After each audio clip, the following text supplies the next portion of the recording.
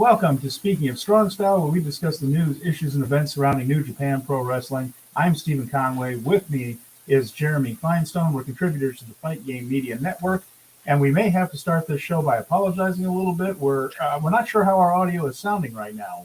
Think you're going great, guys. Think you're going great. Yeah. So big apologies for me if this thing isn't working quite right.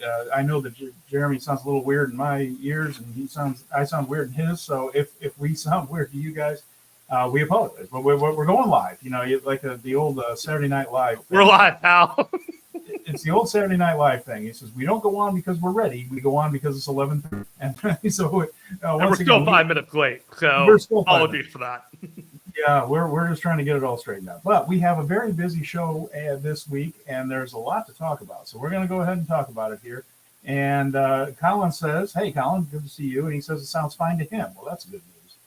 So we're grateful for that. We have a lot to go over. We have a World Tag League to discuss. We asked for a strong finish to it last week, and we got it, I feel. The matches were better. We have semifinalists for the World Tag League. We got a huge angle coming out of Block A action. And, of course, the big question is Kazuchika Okada leaving for WWE? We'll also begin our series on Tetsuya Naito's Wrestle Kingdom history and information on what is in the Taco Bell Alex Zane meal in Japan. I've got info on that, too. So one out of an hour and a half of wrestling talk. Do you really have the ingredients in the menu item? I have the items that are in it, yes. I am legitimately impressed by your due diligence and the research that you have put forth today, Stephen Conway. Well, Alex Zane helped me out by putting it on his X. So I see. He gave you the cheat sheet, and you are passing forth the cheat sheet, which I did not do. So I can't give you any kind of teasing for this because you have done the work and I have not. Well, and Dunstan says, hello, the audio does sound weird. We're sorry, Dunstan. We know it does. We were trying to fix it before, but then we got to go live. So unfortunately, we're just working through it. Don't really know what happened here, but we are very sorry about that. Anyways, there is a programming note that we need to share with you all, and that is below us on the screen. It says patreon.com/FightGameMedia. In 2 weeks, the Patreon part of Fight Game Media is going away, but the rest of it will remain. If you are a loyal subscriber to the Patreon, we thank you. It has been a fun run. We've enjoyed everything about the monetary contributions, but we are going to lift the paywall because the work versus output ratio has shifted somewhat recently, and we decided it was in our best interest to just pull everything off the paywall and bring it up front. So what does that mean for you? That means that all the Fight Game Media content that you find on the $5 tier will be available audio for free on the free Fight Game Media feed. What does that mean for us? Well, we will remain on YouTube on Thursdays at 5:30 p.m. Eastern. We will no longer have an audio feed with the Fight Game Media at this point. But if you are been following us, we have our own dedicated Speaking of Strong Style audio feed that you can download at any given time by Googling Speaking of Strong Style, Stephen Conway, Jeremy Finestone, #SPOSS. Any of those things should guide you to us on an audio feed if you want to follow that, which will be uploaded the day after the live show. So, that's that. We have gone 4 minutes. We need to talk other stuff. Is there anything about the Patreon that you want to touch on before we move on, Stephen Conway? No, I think you covered it very, very well. And, again, we're available wherever you can find podcasts if you listen to us as a podcast. So go ahead and do so. We encourage you to do so, like, subscribe, and, of course, rate us, leave us a review. All of that helps people find the show. We're very grateful for the folks that already have done so. Thank you very much. So, eventful week, Jeremy. Should we get right to it? Yeah, what do you want to talk about first? Let's talk about Ren Narita, for the love of goodness. This was... the man broke our heart. How could you ring, says Colin. Absolutely, guys. The thing is, we talked about this, that Narita and Shota were going to be in a prominent spot at Wrestle Kingdom. And weeks and weeks and weeks ago, we said that they should either be in the tag team match with one another, or they should be facing one another. Those are the two options right here. They seemed to be headed that way with the best of 7 thing, and then they made up. Well, we found out that it was all an elaborate scheme. So a big turn for Shota Umino, for Ren Narita on Shota Umino. We began the week teasing the Gates of Agony were joining the House of Torture, but Evil had much bigger plans. They had put in a lot of work, Jeremy, setting up this bromance. They did a 20-minute long. They laid it on thick and NJPW World video about it. It just depended on how fast Ghetto wanted to go with this story. We knew this was going to end up in tears eventually. These two weren't going to be buddies forever.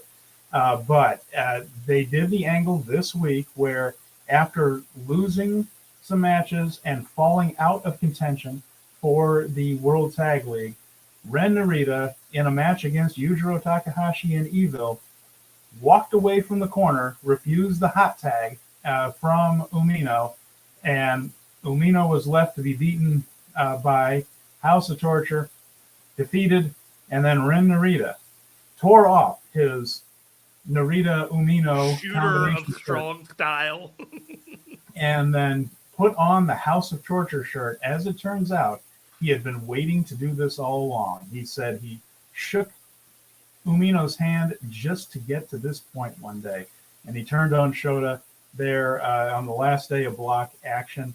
And then in a preview tag the next day, he did not come out with House of Torture, but he ended up nailing Umino with a chair just as Umino was about to get the hot tag in that one, and that led to Tiger Mask's defeat. So it was all an elaborate plot, Jeremy. Ren Narita is not only a heel, he is a member of House of Torture, and you have to think this is going to end, or not end, it's going to continue with a Wrestle Kingdom match, special singles match, as the Wrestle Kingdom card gets filled out.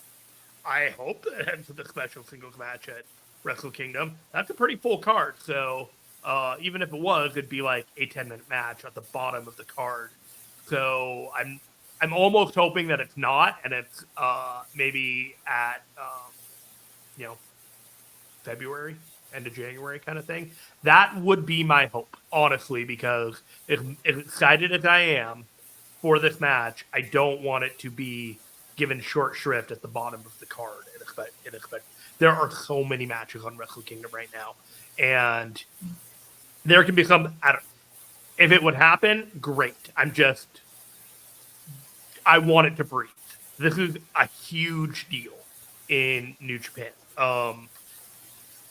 We've been following Ren Narita and Shota Umino in their trials and tribulations. Ren Narita was recruited by Desperado and Minoru Suzuki to join Strong Style.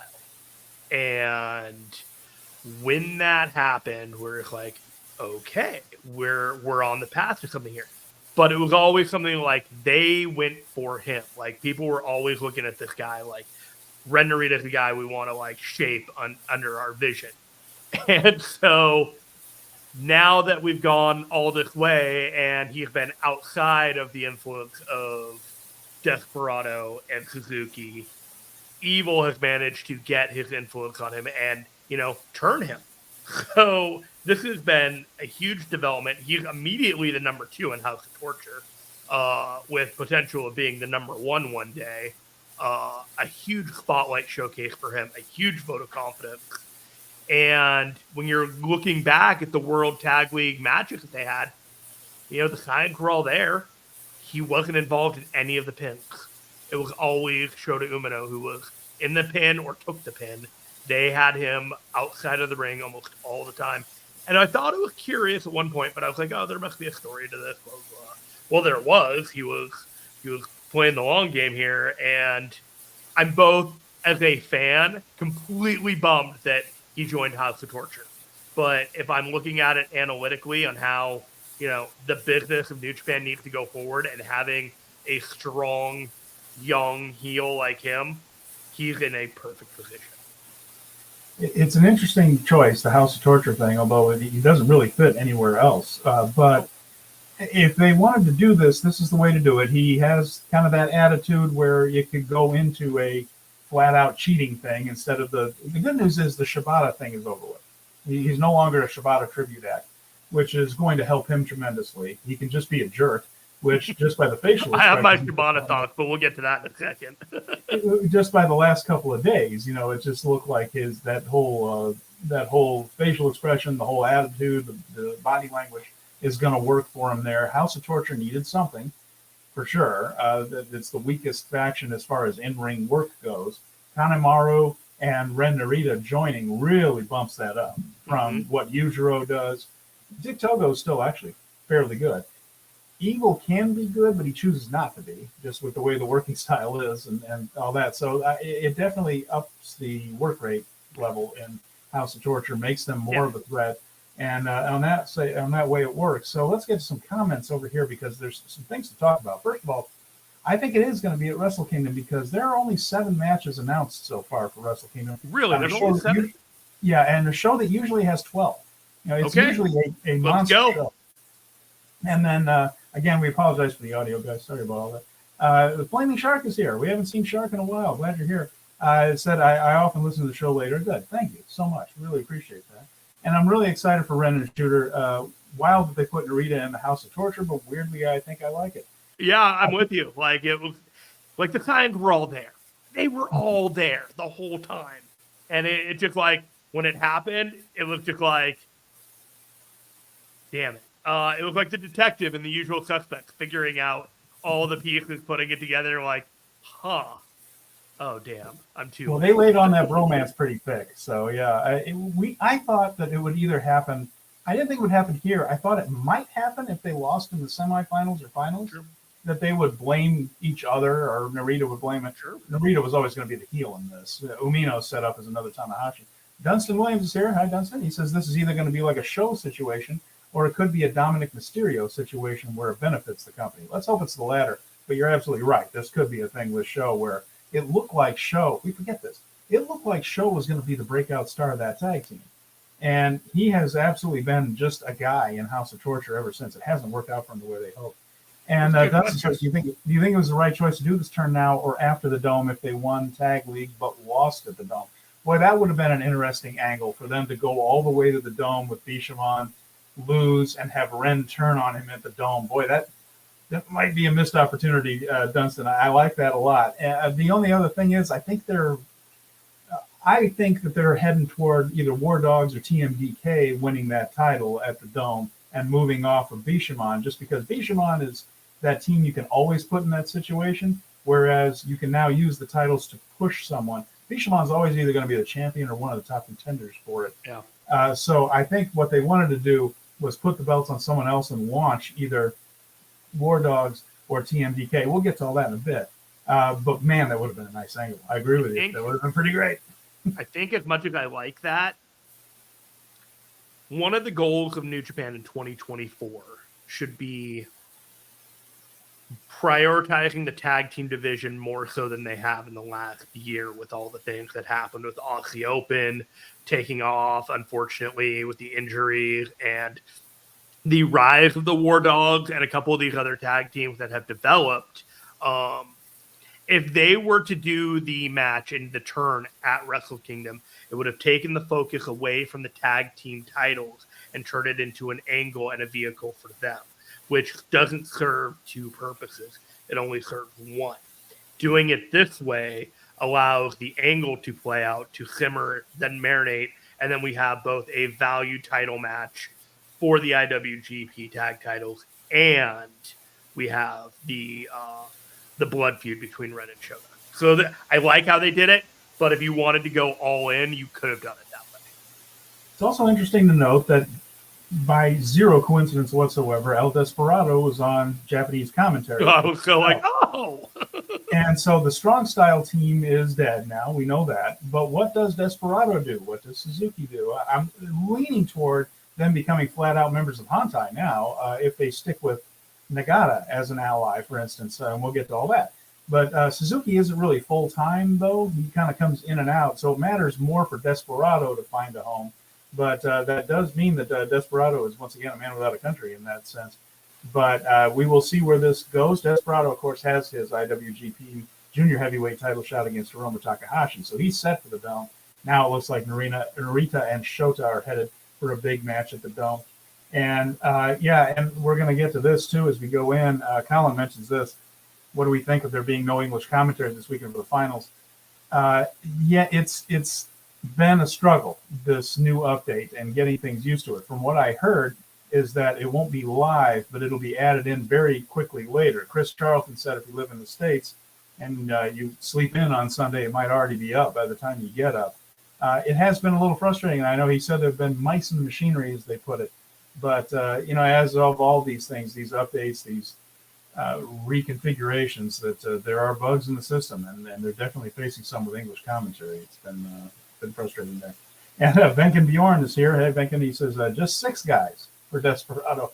Always a possibility, right? He could join up with them, but, again, it seems like he's headed toward Hot Tide anyway. But let's see what Flaming Shark has to say. You almost have to put the belts on Shane and Mikey or Bullet Club, as much as I love the thought of the heel turn on the biggest show of the year. Yeah, it would have been good, but I do agree with Jeremy. It's something we've talked about here, getting the tag team division set. I think they had the idea with Aussie Open to do it with Aussie Open, then they lost them.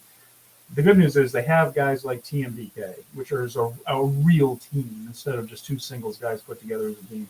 War Dogs seem to be headed that way, although, we'll see, because Gabe Kidd's getting a lot of singles opportunities. But reconfiguring that tag division seems to be a priority coming up, and I'm there for it. Yeah, I got nothing to add. Yeah, but anyway, Ren Narita and Shota Umino. We'll have to see how this plays out over the weekend. Now, we don't have anything for this weekend's card, as of the time we went on the air, for the other matches besides the semifinals and the finals. We know some of the people that will be appearing, but I would imagine that Shota and Ren will continue to clash over this weekend as they head toward the Dome. This entire tournament has been a vehicle both to build the Ren and Shota feud and to create contenders for Tokyo Dome. And I'm not sure we're getting just one, like a 2x2, like a team versus team match. We might be getting more than one. There's a possibility. Maybe. Maybe. I still think it's going to be a coronation match for whoever wins this tournament, but we'll see how it goes. Do we want to talk about Okada? Let's talk about Okada. So, in the overblown story of the week, Kazuchika Okada was mentioned that WWE is interested in him. Well, no kidding. You don't say that they're interested. The best wrestler in the world is coming up for free agency like he does every single year, folks. And WWE is interested in him. I'm shocked to hear that they might want the best wrestler on the face of the earth. I'm not worried about this. And the reason I'm not worried about this is, yes, WWE can throw a lot of money at the guy. They can throw as much money as they want to it. The key is, no top guy has left before. This would be a monumental thing if he decided to go. He has a 2-year-old. That's not easy to uproot. His wife is a working actress in Japan, and she has a good career going too. Give up all that, move to Orlando? Maybe, but it would take a pile of money. And he has to know that he's not going to be the top guy in WWE. He might be among them. And I know that according to certain people, and Dave Meltzer's mentioned this, that this Nakamura push is for Triple H to show Kazuchika Okada, hey, look, join us. The water's warm over here. It's not like before where they're going to turn you into a clown like Tozawa, that type of thing. We don't have a problem with foreigners anymore. Vince is out to pasture, that type of stuff. It's an awfully big jump for the top guy to uproot a 2-year-old, a wife with a career, and go to Orlando. And it's not like he's making bad money in Japan. New Japan is paying the guy. It's also not unusual for these guys' contracts to be up. The native Japanese guys don't usually work on multi-year deals over there, so it's not strange. So that's just my thought on it, Jeremy. I don't see him leaving because I don't think he'd be leaving for a better spot. He already makes good money. His wife makes good money. It would take an awful big paycheck, and I don't see WWE going that far with it. Your thoughts on it? I think you're mostly right. There have been conversations on our Discord, and I'm not going to name names on who said what, but people in the know have basically said that New Japan doesn't have a whole lot of money right now. And so your eyebrows can be raised at the possibility that there is a money offer that Okada, New Japan Bushiroad would not be able to match, and he, has to consider that opportunity. With that said, there's a lot of mitigating factors that say thank you, but no thank you. I don't know. When I heard the news, I was at about 5%, 10%, like, this could be something.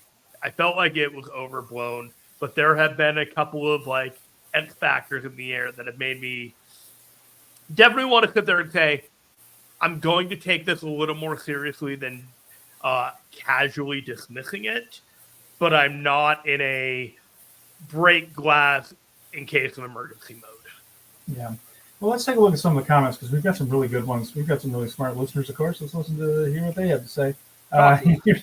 Venkin mentions Okada hates Kaito Kiyomiya a lot. Yeah, he does. That story is not over. Dunson says, does it seem like the company need a restructure behind the scenes? I'm not convinced of that totally. Look, the yen is down. New Japan has less money, not because business is bad. We're going to talk a little bit about the business, not necessarily because of that. I think it's about to go up because they're going to have a better champion fairly soon, I think. But it's more the yen being in the tank, and there's not a whole lot New Japan can do with that. But Flaming Shark says, pro wrestling company wants a legendary pro wrestler in his 30s. What a shocker. Yeah. Nakamura was close, but not quite the guy when he left. No, Okada, you're right. Okada was already the guy when Nakamura left. One of the reasons Nakamura left is because the idea of going out and surfing appealed to him. He likes doing that. You can do that in the United States. He also wanted an easier schedule. He's never said that out loud, but the rigors of the New Japan schedule and that working style were a lot. I mean, the idea of going through that G1 and things, it's a lot easier on your body working with WWE for a bunch of reasons. And which is not to be discounted with Okada either as he gets closer to 40. But he's been relatively healthy in his career, and that's one thing there. So, and Colin's saying, been trying to explain this all to folks regarding him going to WWE. It's not happening. I'm leaning toward your way, Colin. I think it would take a Brinks truck full of money, and they don't like to break the pay scale for anyone individually. But I will say, Nakamura was ready to go. I will say, the moment this news hit, there were a number of accounts that are familiar to the Japanese wrestling fan community that were all of a sudden ready to just spill tea about how Bushiroada's in bad shape and the wrestlers are upset and you don't know how bad it is for them and I'm like, okay, that stuff will come out. That kind of business, if it's really that bad, stuff like Ibushi, like it ended up coming out. So if it's really as bad as they're saying that the whispers are on Twitter and elsewhere among the people in the know, which frankly I'm not in the know when it comes to this kind of thing, and neither is Steven.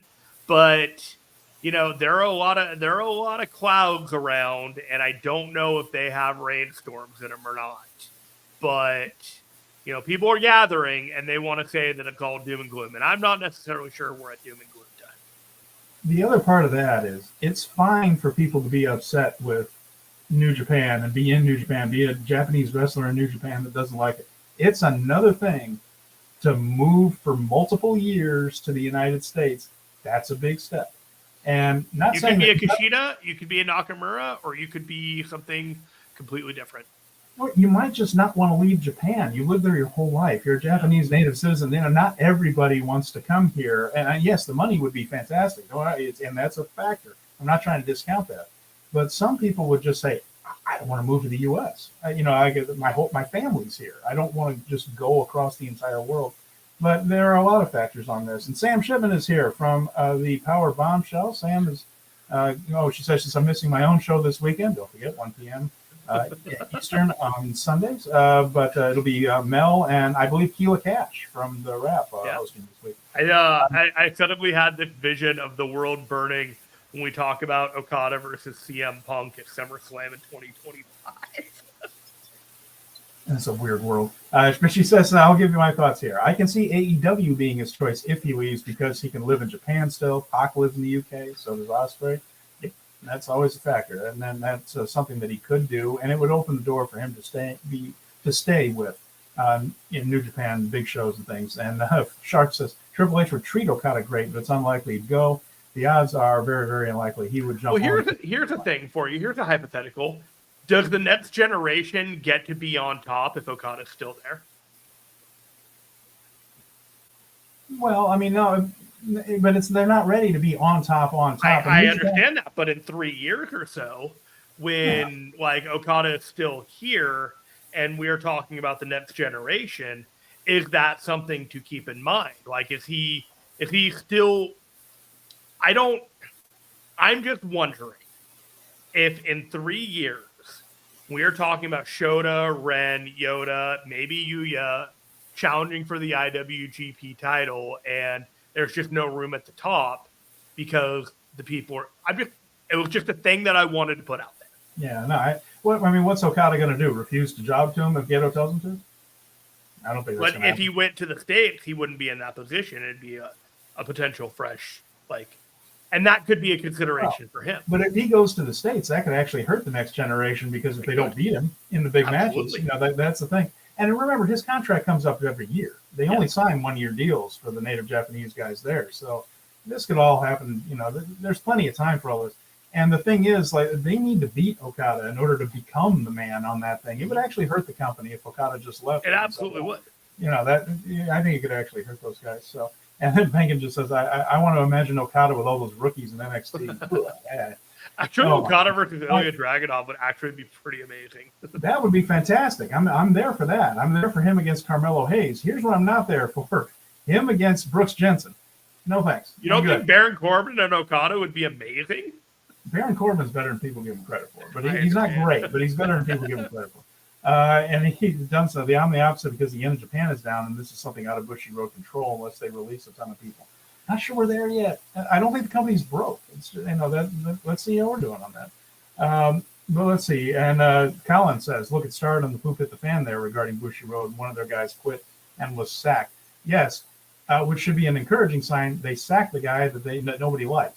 And they kept. There was a lot going on behind the scenes for that one. Yeah, there is, but and I think it's encouraging for Stardom. And something tells me there are more of these live in your own country, work for AEW contracts. Like Riho has that, Kota Ibushi too. I think. Well, yeah, I mean, when you're not spending your own money, it's great. And they kind of are. They have their own TV contracts and all that kind of stuff. I know, but they can. There's so many people in AEW too. I mean, I don't know. Okada and AEW would be a way for him to stay with New Japan on big shows and that kind of thing, which could be appealing. But there are a lot of people that do not want that consolation prize, even if it were offered to them. They want Will in New Japan. They want Okada in New Japan. They want that to be their home territory. And it's just there's a reality to this, but some of them are not going to be there forever. I think Okada will likely be there almost forever. Yeah, it's just he's the top guy. He's the top guy. Even when he's not the champion, he's the top guy. Like I said, his wife has that career going that would go away if he left Japan. He doesn't want to be away from his family. I don't think, like his kid. He's got a 2-year-old. It's a lot. Never say never in wrestling, fair enough. Right? And there are perfect storm situations right now that I'm just. It would be foolhardy to just say not going to happen, even though I'm really want to say I don't think it's going to happen. And Sam mentions someone replied to a tweet about Okada's wife being more famous than him and said, "Wife, we have to move to Orlando so I can wrestle Omos." Yeah, I mean that's not the conversation. That's not how that's going to go, is it? But yeah, I'll worry about it if it ever happens, but I'm not sweating it at this point. The red panic button will be pressed at the end of January. I'm really not that worried about it. I really think it's more like this is more, to me. This reads more like the Julia situation where they said WWE is interested in Julia. Well, no shit. I mean, if you're the top company and a number one guy comes up, if you're not at least discussing that guy, what the hell are you doing?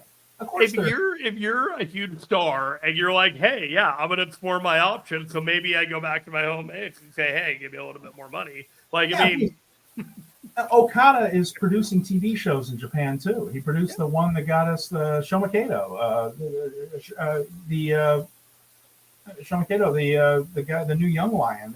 He's a TV producer. He's got a lot of irons in the fire. I'm really not sweating this all that much. And besides, the whole idea of of course WWE is interested. WWE was built on taking other people's top guys. WWE hasn't made a whole lot of people in their entire company history.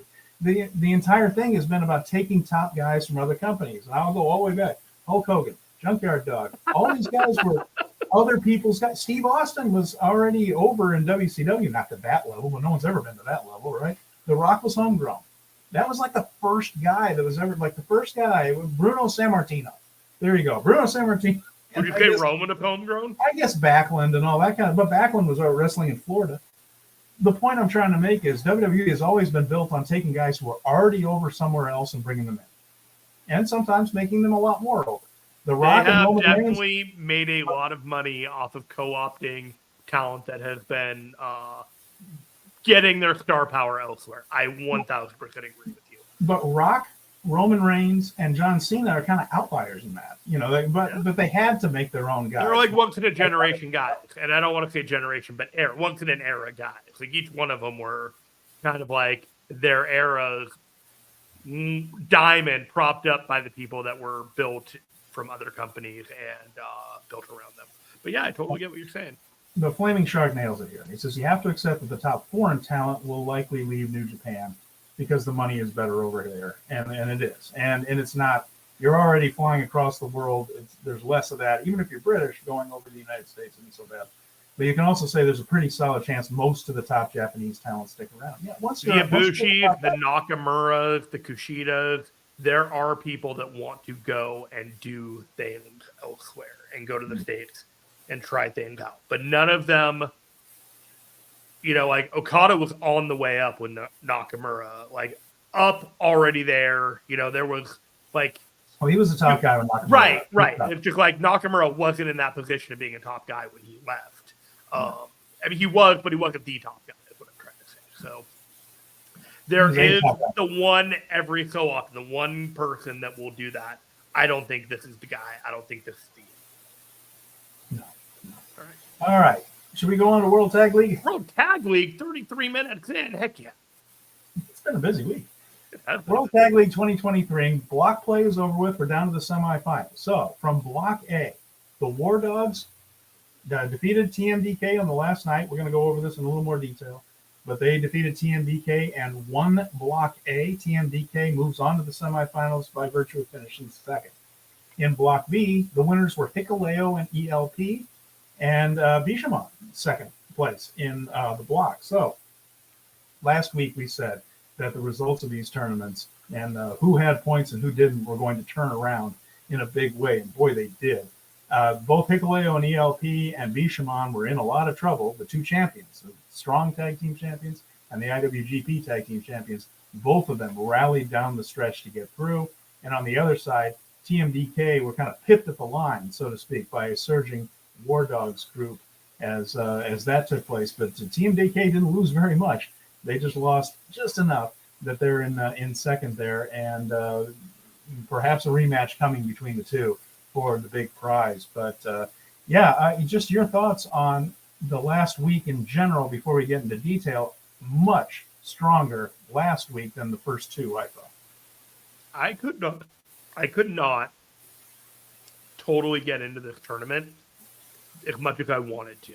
I felt like it was a B-plus tournament when I was really hoping for just more blow-away matches. There were a few matches that I'm just going to say were absolutely tremendous to the point that I texted people that whose opinion I valued. Hey, you need to make sure that you go watch a couple of these matches. And they were matches that were not going to happen ever again, frankly, because of the circumstances of the tournament. But there was definitely like the highs were high, but the lows felt low. And I felt like there were enough lows where I can't look at somebody and say, this was a great tournament and you need to make sure that you go back and revisit it. I enjoyed the last week quite a bit. I thought there was a lot of fun. I thought there was a lot of good wrestling on it, and I thought a lot of matches were good. So I think maybe the New Japan World rollout might have bothered me a little bit with it. I had issues with it and trying to watch some of the shows and some of the commentary. I was a little bit frustrated with some of these big angles that there wasn't a commentary that we could all share a dialogue with and get the real like translation of what's going on. Although I will say you need to follow Chris Charlton, Reason JP, on Twitter or X for a lot of context for these things. He has been invaluable in the off time with a lot of these angles that are playing out. That's pretty much what I have to say about that.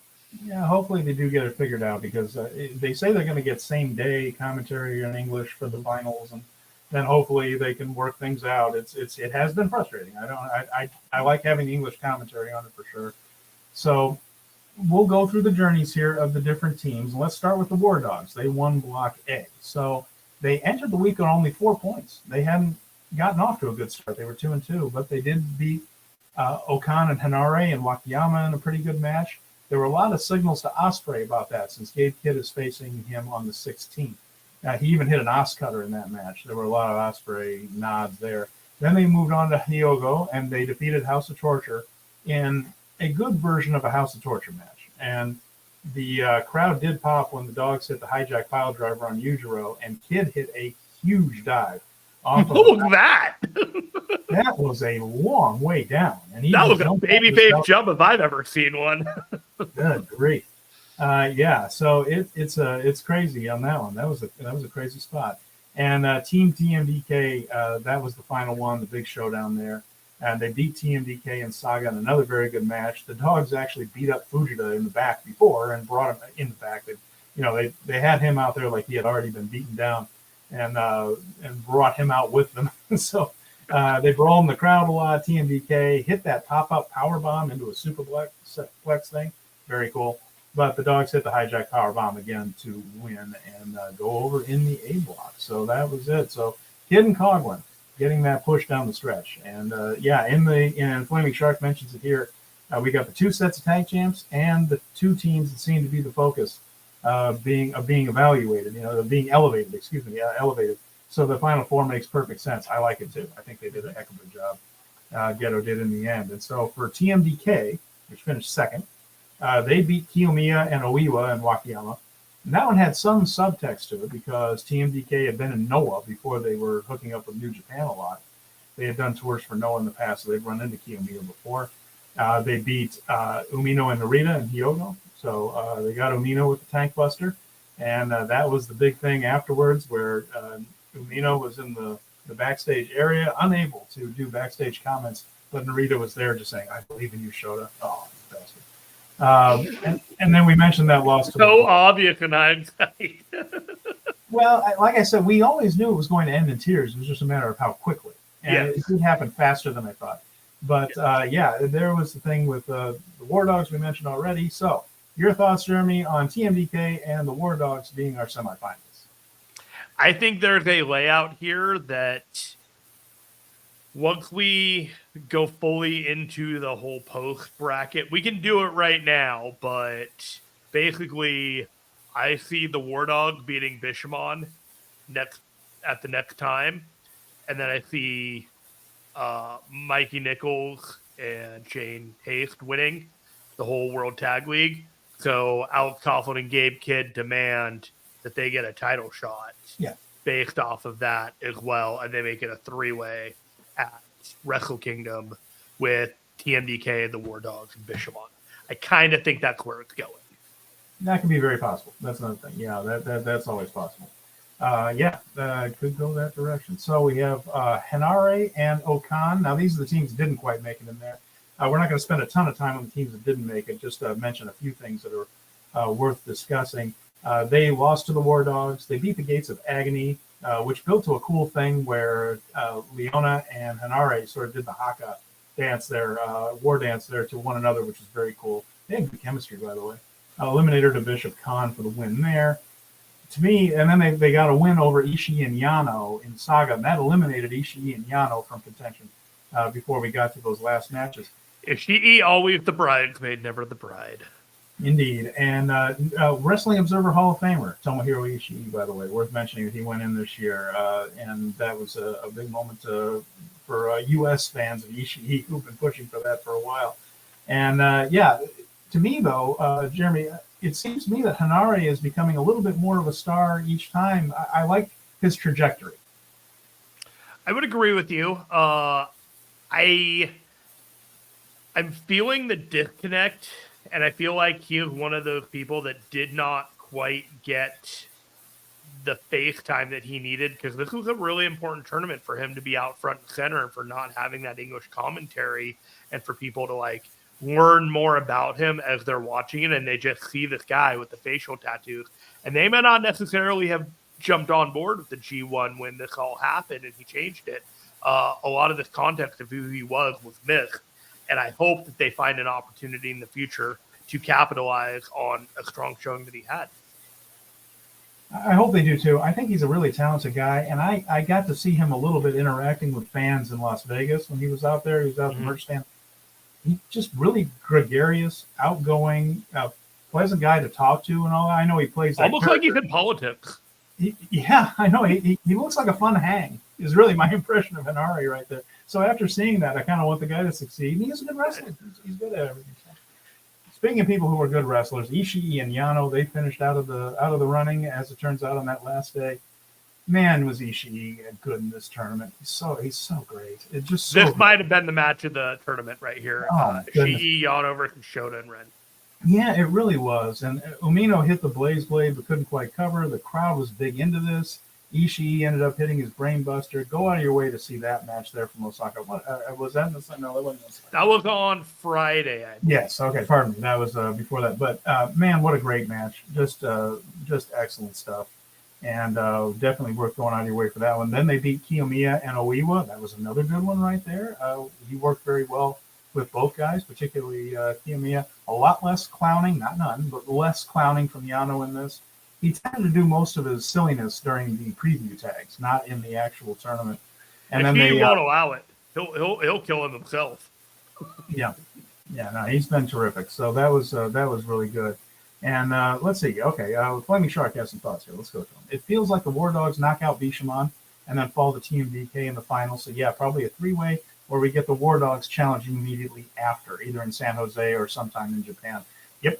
That's exactly the way I read it too. I think we're all in agreement on that, aren't we? That it just feels like them running a beat down on everybody at the end of the World Tag League at the coronation, and then everyone's like, "Fine, let's all do it together." Like they're just like, "Fine, we'll do it at Wrestle Kingdom," and they antagonize their way into the match. Very possible, or just flat out attacking everybody to the point that everyone's so pissed at, and they say, "Get them in the ring." Antagonize their way into the match. Just blast their way in, exactly. Dunson said, there have been strong tag matches this year compared to the past years. I agree. I actually, down the stretch, I thought there were a lot of really, really good matches in this tournament. And Oiwa and Kato could go far, but in a couple of years, according to Dunston, it's not time for Oiwa yet. He's on his excursion, just like Fujita, even though they aren't young lions technically anymore. When you're on excursion and you come back, you're not going to get a ton of wins. It's just not. That's just not the way New Japan raises their puppies in that sense. And I have some thoughts on that too as we go along with this. But so Evil and Yujiro, even though they didn't have the results, they had an extraordinarily busy week. They teased the Gates of Agony thing, but that was just the Gates of Agony playing along so that they could beat on. We were right. It was just going to be like not even going to make it to the match. Yeah. But we did not see the rest of it coming. That's right. And then they lost to the War Dogs in a pretty good match. Like that War Dogs match with Evil and Yujiro, that was a good version of that House of Torture match. A lot of interference and weapons. But when you have two guys as opponents, like Kid and Coughlin, who are every bit as ruthless in their character, that one turned out to be everything escalated that both do. But you had Coughlin and Kid as baby faces, but they were more like run roughshod over everyone kind of baby faces. Everyone's like, everyone hates the Evil and Yujiro, so go get them, guys. And the audience bought into it. It was just a fun, sloppy match. Yes, it was. And, of course, the big angle in Saga with Umino and Narita. And Umino ended up charging them in the aisle. He was playing Ricky Morton the whole time. He charged the House of Torture in the aisle, got beaten down, thrown back in the ring. He played Ricky Morton until the tag that never was. And okay, so did you find out about this by watching the match? Yes. I did not. You heard about it. Spoiled to me. And it was one of those moments where it was just like, fuck. Just on a variety of levels. Like, damn it, Ren. Yeah. And then I was like, I wish I didn't find out this way. But exactly. I did, and then I finally watched it. I thought it played out fantastically. It was great. All the signs were there. And, there was a point in the beginning where Evil kind of punched Ren and he turned and you thought he had something in his eye, but he very clearly winked at Ren right before they went to the ring. And I was like, and because I'd known everything that happened, I'm like, oh, he just winked at Ren. Got it. And it was just watching it play out was just like, okay, I hate it, but I love it. Yeah, Flaming Shark mentions this too, and this has always been my point that I think they've been going toward a one tag team match and a coronation at Wrestle Kingdom. This is another reason to think so, rather than a three-way. He said if the War Dogs ruin the end of WTL and make it a three-way for the Dome, it would mirror Finlay ruining Mox and Ospreay's party at the end of Power Struggle and getting his match for Wrestle Kingdom. They could, because they are in the same faction, the War Dogs, mirror it and say we'll do exactly what Finlay did and it's our move. Could also go the other way where New Japan just doesn't want to do the same angle twice. If you were going to do the same angle twice, you could do it because they're in the same faction. So you could do it, but I'm leaning toward there being the big coronation and then the War Dogs coming out and attacking afterwards or just challenging afterwards, something like that. This is long game chess, right? But if you did a three-way for the tag titles, I would immediately believe that Finlay is not winning the title or winning the match against Moxley or Ospreay. That would be an immediate just, nope, he's not winning it because either TMDK or War Dogs do win it, and then you're like, oh, Finley's definitely not going to win it. Or War Dogs don't win it, and then you're all of a sudden compelled to believe that Finley is winning it, and then he's not going to because the psychology of Moxley and Ospreay, like there are people that are going to be protected going forward, and I'm not necessarily sure Finley doesn't have to lose right now. Yeah, I'm not sure he's going to win that match. I'm not sure if Finley's going to win that match at all. Moving along here to Block B. Now, we had two similar stories in this one, just done a little bit differently, but when we left off last week, both Bishamon and Hikuleo and El Phantasmo were in bad shape. They were in it, but they needed to pull off winning streaks. Both of them did. So this is how the champions ended up going from in danger to the semifinals. So Hikuleo and ELP, they defeated Jack Banza and Bad Luck Fale in Osaka. That was a similar pattern to all the Banza Fale matches where Banza works the whole thing. You knock Fale out of the ring, pin Banza. They beat Atlantis and Soberano, the two juniors, in Kochi. Pretty good match. Chokeslam splash combo there, continued their run. And then they finished it, the 4-in-a-row rally, by eliminating Zane and Archer and Miyazaki. And this was a very good match, really good tag match. Chokeslam splash combo on Zane, handshakes afterwards, just really strong stuff. The champion... That suplex that Hikuleo gave Archer at the end of the match, that was something. You got some notes from that match? Sorry for interrupting you. That's okay. No, I didn't really. I just was saying that it was the whole story was, the champions needed to rally and they stepped up and got it. So that was enjoyable to watch. And then Bishamon had a very similar thing where they had to go on that roll. They defeated Tsuji and Zandakan in Osaka.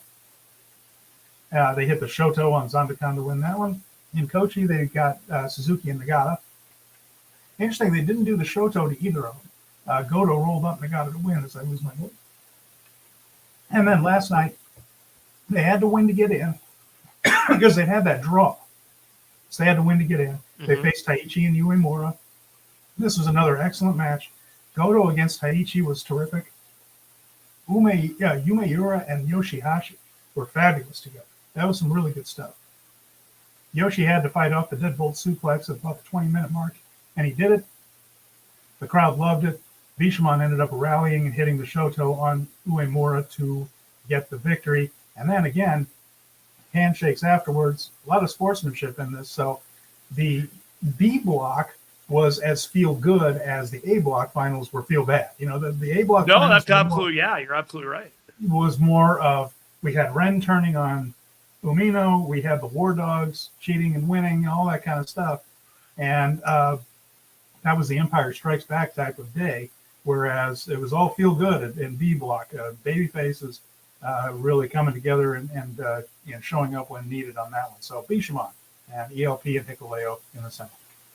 So They have really escalated the Yuya Uemura to get them caught up with the rest of the Reiwa, because they basically used this entire tournament to do the whole close but not quite kind of scenario with him, eventually getting to this potential showdown with the tag team champions. And at the very end, when he was just left lying and Yoshihashi lifted his arm and like championship, and then he got angry, and then he was like, "No, I lifted your arm. You were the champion. I will have my day one day. Like, don't you make me do that to you. Like, don't you pander to me." I like it. I don't know the viability of the just 5 guy stable, but I think Taichi and Yuya Uemura will continue to shine in New Japan moving forward. Got some thoughts on this. If we get preview tags, again, card's not announced yet as of the time we went on the air. If Sanada and Naito are on opposite, we saw Naito this week. I don't know if he's going to get back in the ring because he just had the eye surgery at the end in November right there. But you mean Naito, not Sanada? Naito, yeah, that's what I said. We saw Naito this week. Okay. And I don't know if those two are going to be doing preview tags this weekend. I don't know if Naito's ready to get back in the ring. But if it is just 5 guys facing the LIJ in some form, watch out for Uemura and Tsuji. I think they could do an angle that gets them in the ring in some form at Wrestle Kingdom. They seem to be headed that direction with some of the backstage comments. Again, I don't know. And if they end up in preview tags against completely other people, then I guess they're not going that way. But there was some, they're looking at them crossways at each other. And we mentioned before, these two have such a history that really makes more sense than the Ryu with 3 Musketeers. But of course, there's always been a dark horse in the Ryu with 3 Musketeers, and it's going to be Ren Narita. So you can still have Tsuji and Umino as the baby faces there. But Uemura, and I'm going to struggle to pronounce that man's name forever. Uemura and Tsuji seem to be on some kind of collision course. Doesn't necessarily have to happen at the Dome, but if they end up on opposite sides of preview tags this weekend, watch out for them. I'm very curious about who's not on the card right now and how they get on the card, if at all, when we're talking about some of these new guys. So do you want to go to Taichi and Yuya Uemura next? Yeah, I do. And then, we'll get to some of these things, some of the comments later. Taichi is a guy that I think is very curious when it comes to all that kind of stuff. Yes, and that's the thing is he's the KOPW provisional champion, so you could put him in as the last guy in the Rambo type of thing, because the Rambo is supposed to establish that title. You could always do that with him, but I would like to see him in something else just because I like Taichi. But they defeated Atlantis and Soberano in Osaka, and Koche. Here's what cost them. They booked him to lose to Fale and Bonza. They got upset. They tripped over a hurdle there. So that hurt their chances badly. Bad luck Fale got the bad luck fall on Uemura. And then they lost to Bishamon on the final day to miss out on the playoffs. So Taichi, though, stuck with Uemura, was very gracious. Again, we had sportsmanship even. So definitely babyface Taichi. He's the KOPW provisional champion. He has mentioned that he wants to defend that title one more time, which could happen I think, on there's a couple of road to Tokyo Dome shows at Korakuen late in the month. Could happen there. And then if he doesn't go into Wrestle Kingdom as the KOPW champion, all options are open. If not, I think he ends up as the last guy in that Rambo, right? Isn't that the way it kind of works? It could be that, but it could also be something a little bit more dire. There's only one other guy that I've been looking through this whole list that I can think of that doesn't really have a match for Wrestle Kingdom that maybe should have a match. And do you know what guy I'm thinking of? Who's that? Evil. Yeah, could be. After the show match with the King of Pro Wrestling on the 17th, where that went through. And if Ren and all these other guys, there are a few people left on that roster that should have a title match. Ishii still doesn't have anything on the card as well. So there are a few guys that, Ishii versus Taichi for the King of Pro Wrestling is far more enticing to me than Evil. But if Ren is going to be on the card in some way, shape, or form, I almost think that Evil is going to be somewhere in there as well. Keep in mind, they have put Ishii in Rambo before. Like they have absolutely left him off of a big match. But there's also like the entirety of United Empire besides Catch 2-2 that's not really on the card as well. So Rambo sounds right, but of like people that they put in the G1 kind of thing. There are a few that are lacking prominence going forward. Call him. And so we'll take a look, and just because we got some comments here I'm going to get to, is that Dunstan saying the card currently is 8 matches at the end of Tag League. Ren versus Shota would make it 9, so there you go. Still got some more to go. They usually have about a dozen matches on Wrestle Kingdom. Dunstan says, if the match doesn't need it for Naito and Sonata, do you think the match could be cut down to 20 minutes? Maybe. I don't know if I would have Naito working a half-hour match against Sonata. I could see the thing. I could see it going 25. I get 20, 25. Maybe. If they could, just because they say, well, it's the Tokyo Dome main event, you got to go a half hour. But not all of them have. 25 minutes would feel about right to me. And then he also mentions, can we just cut the Rambo and add time to the undercard? Nope. It's a way to get everybody on the show, and also it's a way to establish the KOPW thing. So that's how that's going to go right there. And then Shark says 9 is a great number for the main card with the Rambo on the pre-show. Yep, that's when they usually do it. Last year he had 9-match main card, the Inoki tribute match, the Rambo, thinking 10 matches, and the Rambo at Wrestle Kingdom. Could end up being that way. So, yeah, there you go. So that was the thoughts there on those guys. Let's see, who's the next team we want to talk about here? Zayn and Archer.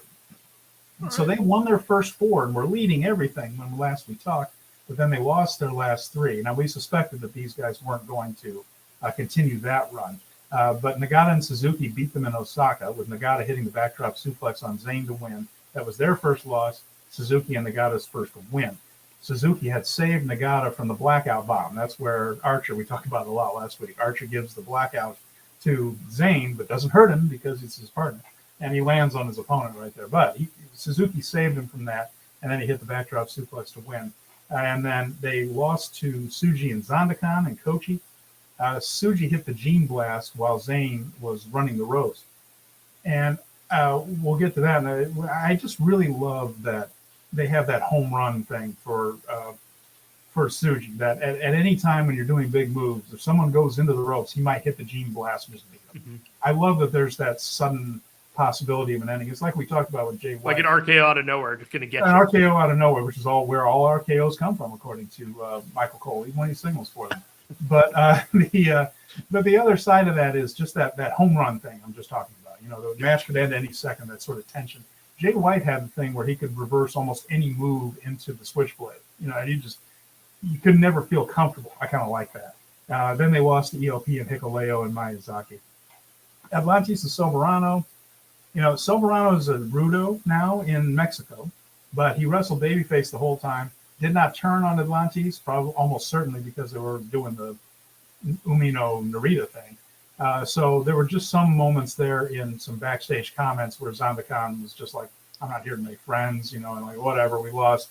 I'm not happy about that. I'm not that fond of you, Atlantis, you know, that type of thing. But they wrestled together as a team the whole way. And they lost a couple to Taichi and Uemura and then ELP and Hikuleo. Zandakan and Tsuji, though, Jeremy, made the cardinal mistake. In the preview tag, they pulled their masks off after the match. And you don't piss off a luchador like that, do you? And so it ended up... And they tried it again in this match and didn't get nearly as close. They insulated those masks a little bit from the terror aspect. Yeah. And then Zandakan and Tsuji lost to them on the last night there. So... like I said, you don't mess with the luchador's masks. By God, you just don't do it. You don't tug on Superman's cape, buddy. Tsuji and Zandakan lost 3 of their last 4 down the stretch.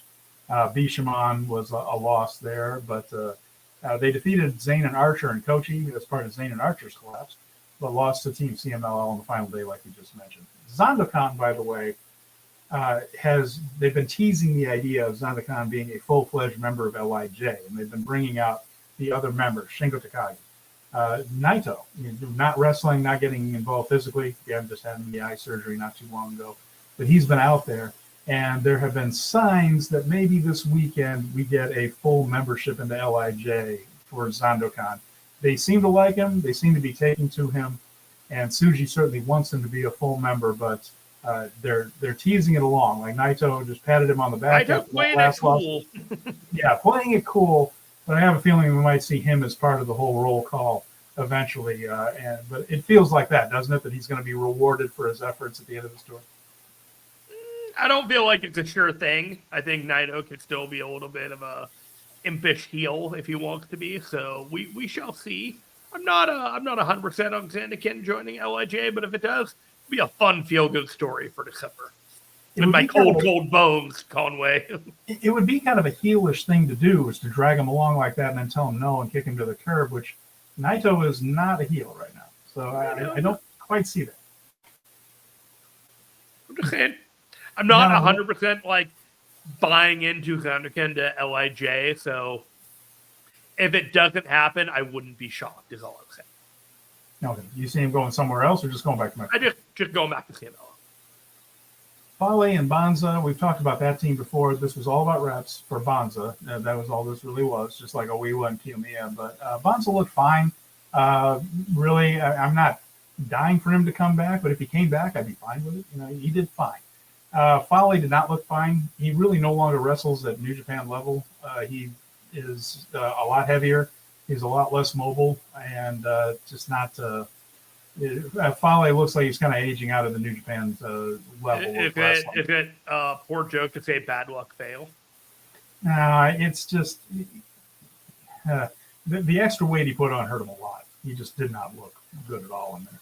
He was there to give Bonza an opportunity, and good on him for doing so. I'm curious about his whole school and his operation, if there are where everyone else is besides his golden prodigy here. Yeah. And then we have Suzuki and Nagata. Now, they had a bit of a feel-good story right there. We mentioned that they beat Archer and Zayn for their first win in Osaka.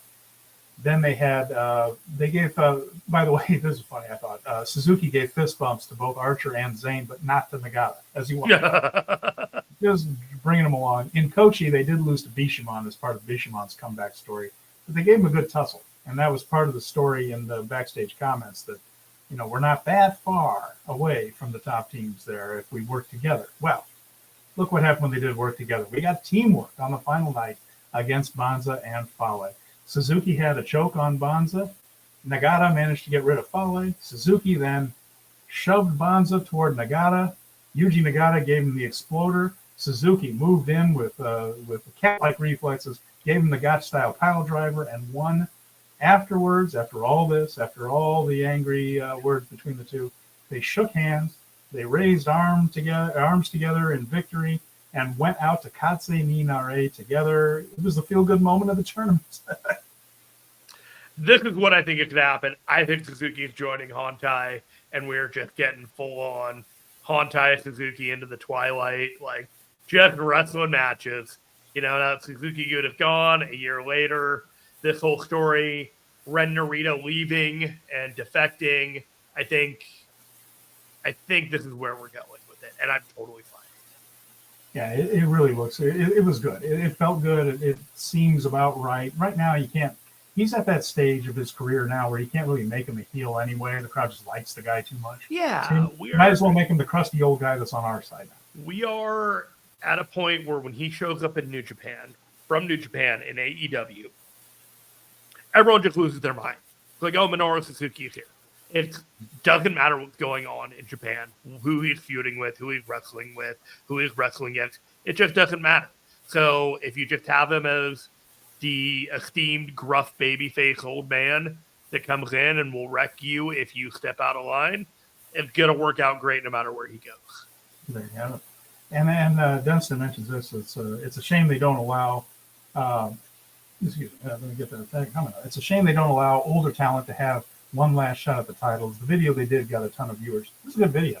That thing of the 40 years of hate between Nagata and Suzuki, that was really well done. And and he said that the A block had more story beats compared to B block. I think they both had. You had the comeback story in B. That was the main thing. It's just the comeback and then the leaders fading at the end. That was the story of B. They did it with two teams each there. So A had a little, I suppose, more twists and turns there.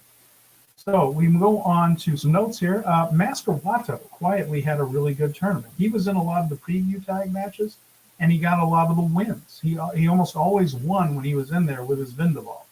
Again, nothing happens by accident. So we might be seeing Wato step up to the winner of Desperado and Hiromu again here, because they made sure to see Wato, made sure we saw Wato get a lot of victories on this tour. So.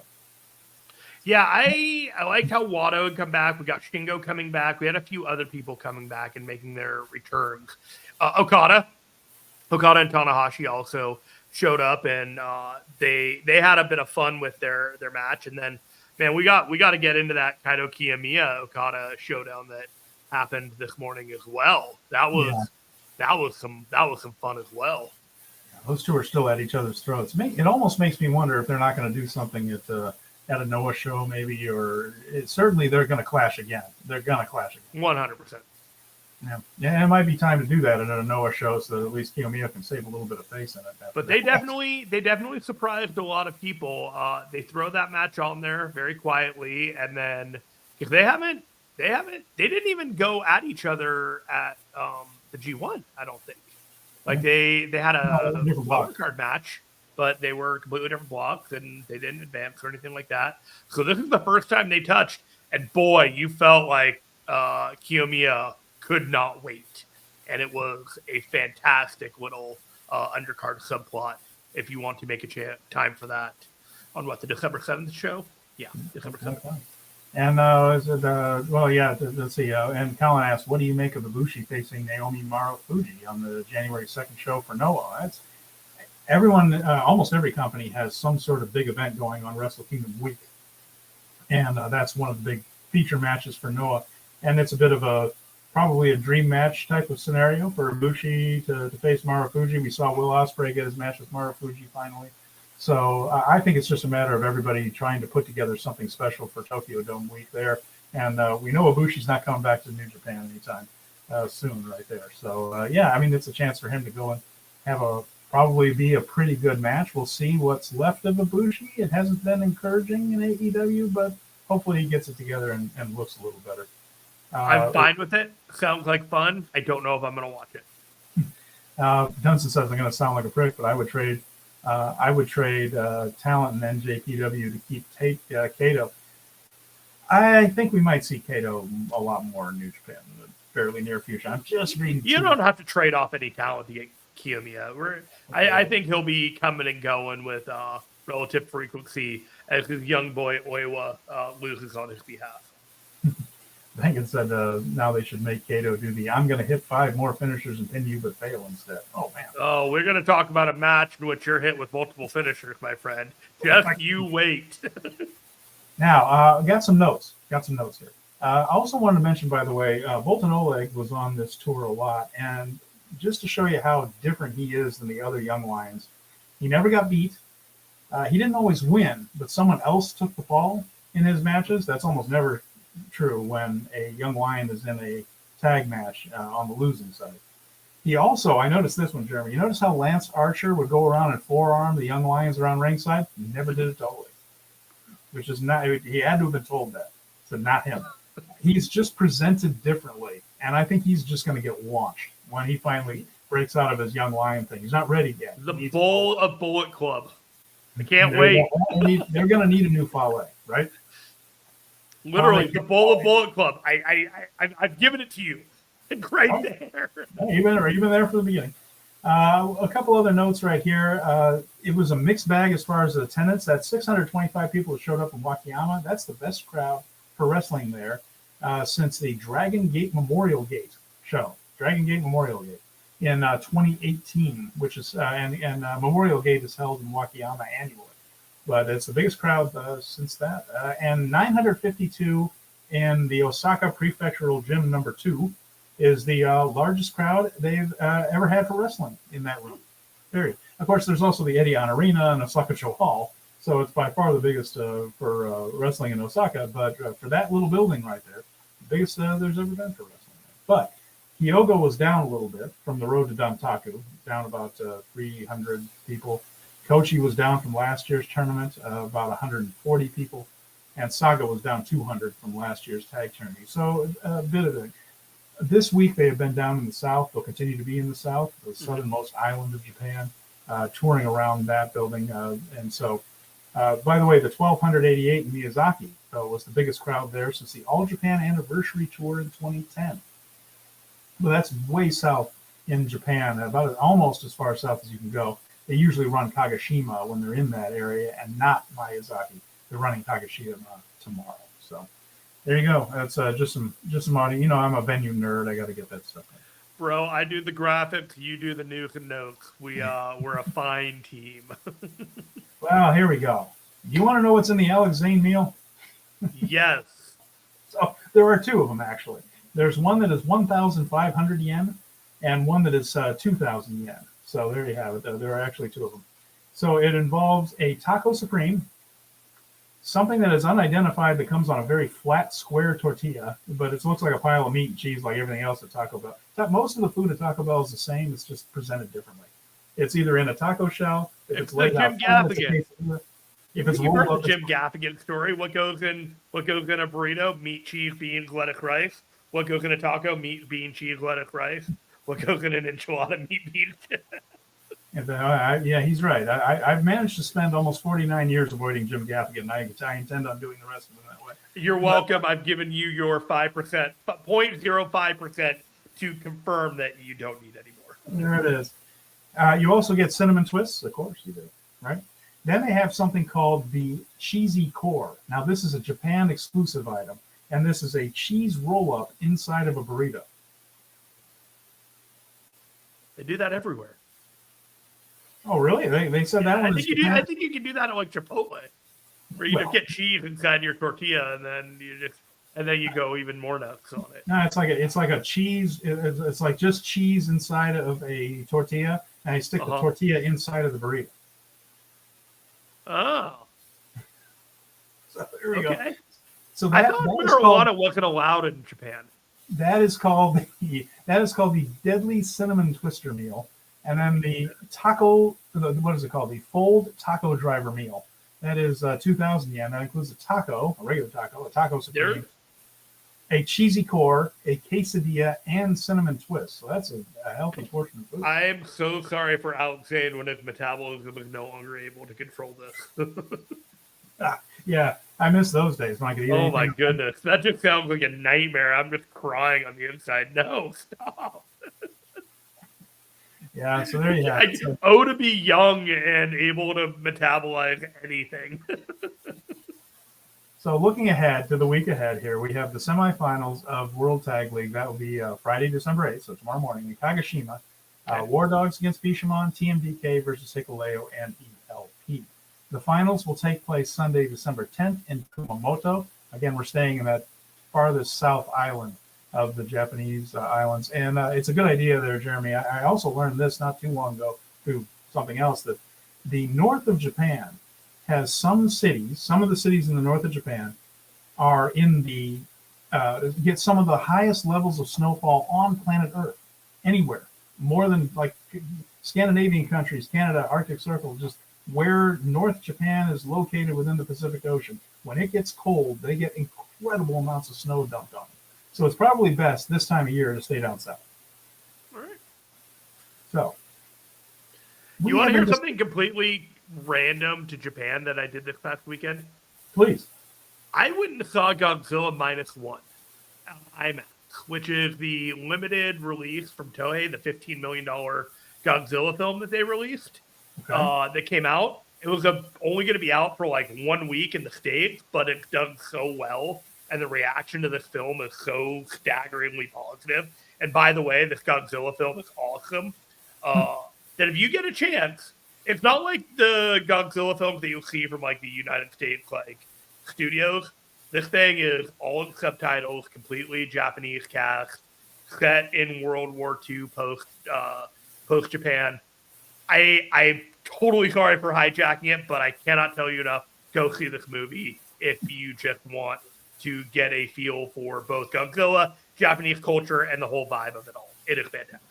Okay, well, duly noted. We'll keep that in mind. Colin has a little note here before we get into our look back in the past. Colin says, you see the attendance number for today's Stardom show? The number was 114.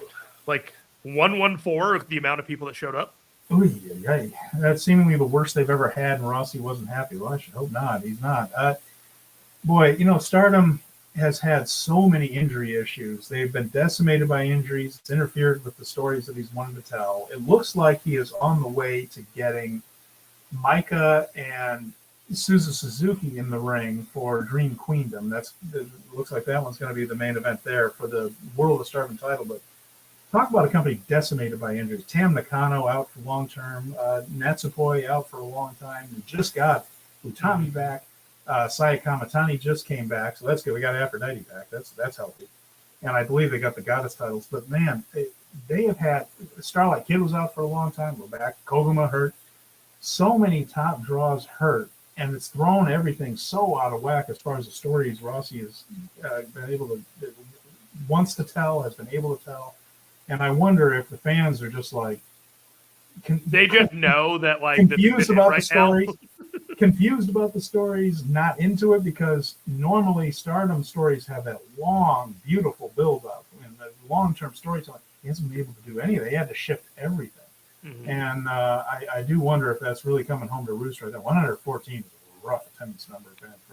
That's going back to their old days in that tiny little building where they started there, and that's not okay.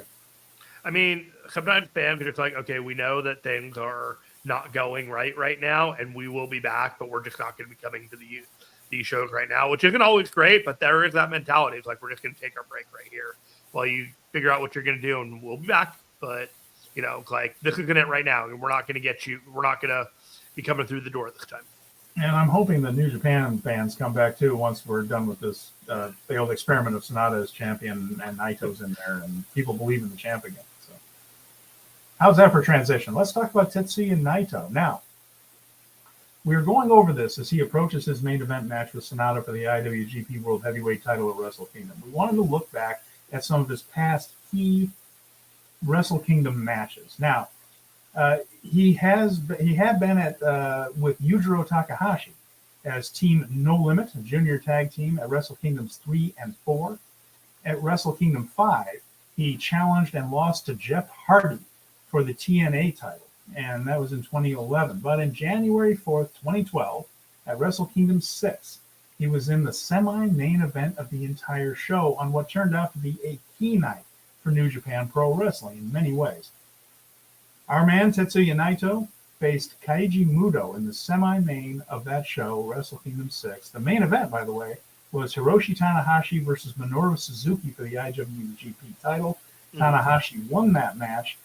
Earlier in the night, Jeremy, Kazuchika Okada came back from excursion, defeated Yoshihashi, and later challenged Tanahashi after the main event.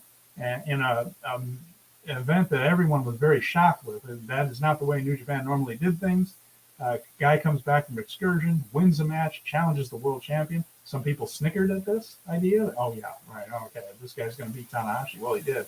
And he became, of course, the Rainmaker, Kazuchika Okada. That was the night that on the semi-main event, Tetsuya Naito, on the brink of stardom, but once again, as the theme would be for a couple of years here, not quite at the top, was it? Ain't your turn this time, kiddo. Yeah, so, I mean, in that context, what are your thoughts here as we watch this back from 2012, Naito's first major, almost main event singles match that's going to be the story of his life? Almost, isn't it? I was, in hindsight, when I watched this match, a little underwhelmed. But I also knew the finish of the match going into it. I knew some of the scenarios going into it. I didn't know that whole aspect of that part because I'm slowly revisiting the old Wrestle Kingdom because I experiment and revisit it because there are huge gaps in my old knowledge of it. So I'm watching this and I'm just like, I see the glimpses of the brilliance that he has later. It's all there now, but I feel like he's being held back by Muto in this match.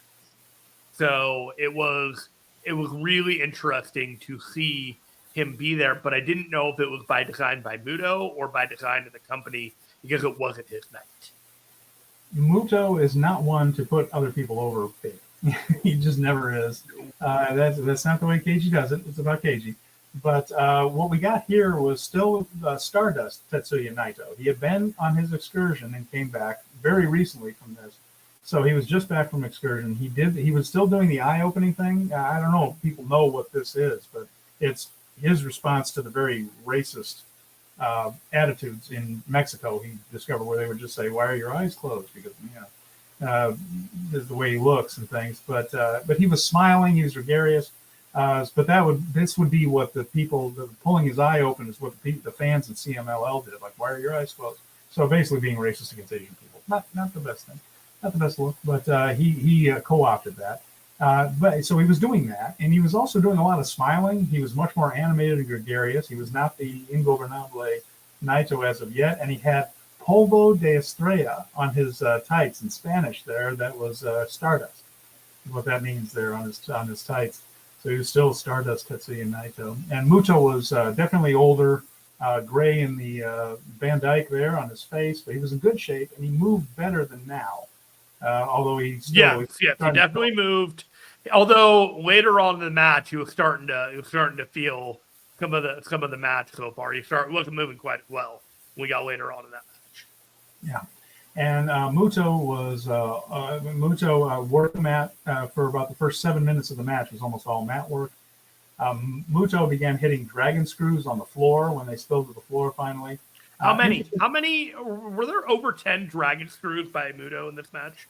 Over and over again. I mean, he really had his moveset. It's somewhere between 10 and 20. It looked just like the mat-based work was not like anything other than, another dragon screw leg whip.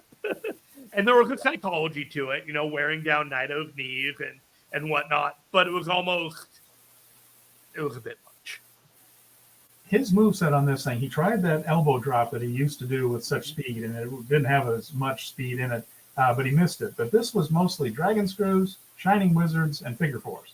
That's really what this match was made up of. Offensively. A lot of shining wizards.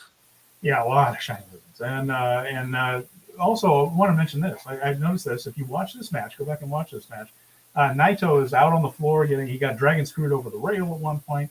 Helping him up was a young lion, Hiromu Takahashi. And if you also want to see what El Desperado looks like without the mask, he's there. He had actually wrestled in the pre-show match on that show. He teamed with Honma in a loss as Kyosuke Mikami. Lost to Captain New Japan and Tama Tonga there. So you can see Despe without the hood. Yeah, it wasn't Desperado yet. And then you also see Bad Luck Fale at ringside. So the ring was elevated, right? There was it was on like a small platform because when I was watching the announcers, they were recessed in. The table was like a little bit recessed next to the platform area, and I was a little confused because I watched Muto step back, and I couldn't quite tell if he was stepping down or just stepping backwards. It's on a platform. They do the platform when they're in the dome. The platform is always there on the dome, and it's what ended Rick Rude's career, actually, because at a Tokyo Dome show, he landed on that awkwardly on that little platform. I wasn't sure if they still did the platform. I just couldn't remember for sure. They still do, yeah. And the figure four was one of Muto's big signature moves, going back to when he defeated Nobuhiko Takada with it with the UWFI feud in the 1990s.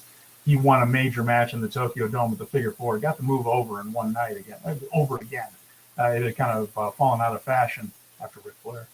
And then you saw speedster offense from Naito. He had been a junior heavyweight with No Limit and wasn't far away from that in those days. And although he doesn't look much smaller than he looks now, the speed was more the working style than anything else. He wrestled like a junior heavyweight in a lot when he was on offense in this. He had way more in the tank in terms of agility and lightness, if that makes any sense. He still has the ability to gracefully slide across and over his opponents with the Destino and some of the other ways that he wrestles, but it pales into comparison what it seemed like he was able to do in this match with Muto in terms of being able to crawl around his body in a lot of ways. I thought this was interesting. This was something you don't see Naito do at all anymore. If you ever want to see him just do a springboard up to the top rope and deliver a missile dropkick, he did it in this one. So his big move back then was the Stardust Press, and that was a twisting moonsault. He missed it, and that was when the Shining Wizard began in earnest. And boy, it seemed like the rest of the match was just Muto trying to hit Shining Wizards on Naito, doing from every angle and from every vantage point. That was the story of the match. And in the end, he did manage to get his last hurrah sort of win at a Wrestle Kingdom He pinned Tetsuya Naito a little over 20 minutes, I believe the match time was. And that was the story of it there, where Naito once again stepped up to a major name and may have, as the story went back then, overextended himself and found himself with a veteran he could not quite handle. So again, the story, he challenged Jeff Hardy, lost. Challenged Keiji Muto, lost. The story on him was always the not quite for Tetsuya Naito, but big plans ahead for him. Yeah, I like this match. I thought it was good, but I'm very curious to see if the Stardust press plays a part in the match in a couple weeks with Sonata. And it being in this match and being a miss and a hit, we may be revisiting that thing. We may be revisiting the Stardust press and its relevancy going forward. There is a comment from Colin Matthey. Do you think he'll get his roll call, what with Okada floating the idea of a fan vote to decide the main event? This is interesting because I don't know, but our next one that we're going to do is Wrestle Kingdom 8. And do you remember what the significance of Wrestle Kingdom 8 was? Well, certainly. I believe that is the one where Naito had won the G1 and was challenging. He was challenging Hiroshi Tanahashi, right? For the he was challenging Okada. Oh, he was challenging Okada, and pardon me, I had that reversed. So he was challenging Okada for the World Heavyweight title. However, the other key match was for the Intercontinental title, Shinsuke Nakamura against Hiroshi Tanahashi. Fan vote determined that the Intercontinental title match was the main event. It was kind of a catalyst for them realizing that Naito needed a change. And that's where we're going to be discussing next week, right? Yeah, so I don't know if they do that, but it would be delicious irony if that ended up being the case, that Okada worked himself into a main event / the heavyweight title got shuffled down to an undercard match. So, just things to consider in the future. I think they are going to tease every way, shape, and form of not delivering that roll call. So when they deliver it, and I think they will, it's going to be that much sweeter. Here's what I mean. I think they might have Okada tease the idea of a fan vote, but not necessarily do it. I don't know if they want to do that because Okada and Danielson may win it. It would be very well. But I think that they're going to say, well, maybe we should do a fan vote. And then, I don't think they're going to. I still think it's going to be last. I still think Naito's going to win. I bet he even gets attacked like Kenta did last time, and somehow either LIJ or he manages to fight him off. I think it's hook and crook, but he's finally going to do the roll call at the end of Wrestle Kingdom. The way they have one of those now or never moments all year long, you cannot count on this working out again. And it should be the coronation. He should overcome the guy that left him. He should get the title back. He should do the roll call. That's to me, they would really have to work hard to come up with something very, very special to end Wrestle Kingdom with that's not that. I don't know what they have that's not that would be as satisfying. They have gone out of their way to not deliver to the fans moments that they've desperately wanted all year long. So I kind of have a feeling it's happening at Wrestle Kingdom. And now, before we sign off here, let's get to some comments. Dunstan says, Stardom and New Japan need a massive restructure in 2024 from behind the scenes from a creative and schedule standpoint. This I will agree with. This has not been Rossi Ogawa's strongest year as a booker. It hasn't been Geto's strongest year as a booker. I think you can safely say that the Sonata thing has been a failed experiment. It hasn't worked out. And, I think they do need to go another direction, but I think they are. I think we're seeing the tag team ranks get back to where they need to be. I think they have some interesting things planned. I think we'll see what happens with Finlay.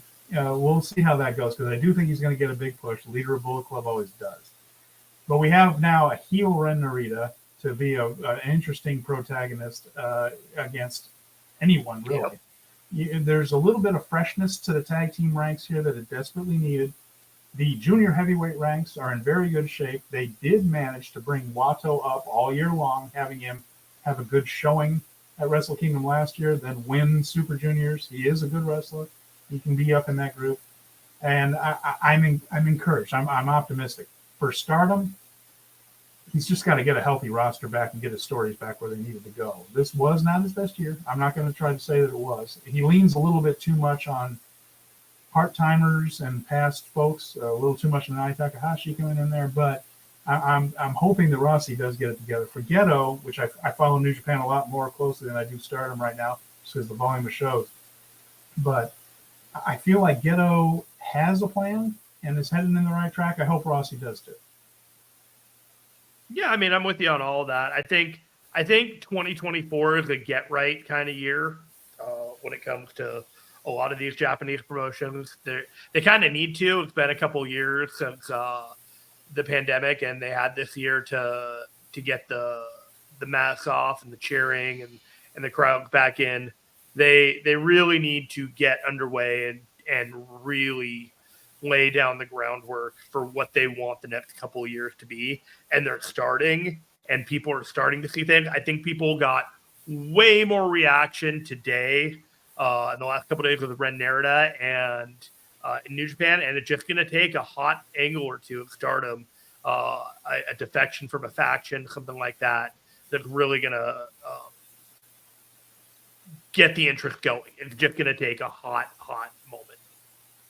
I'm hoping for Suzuki, and then we'll get a push for Utami.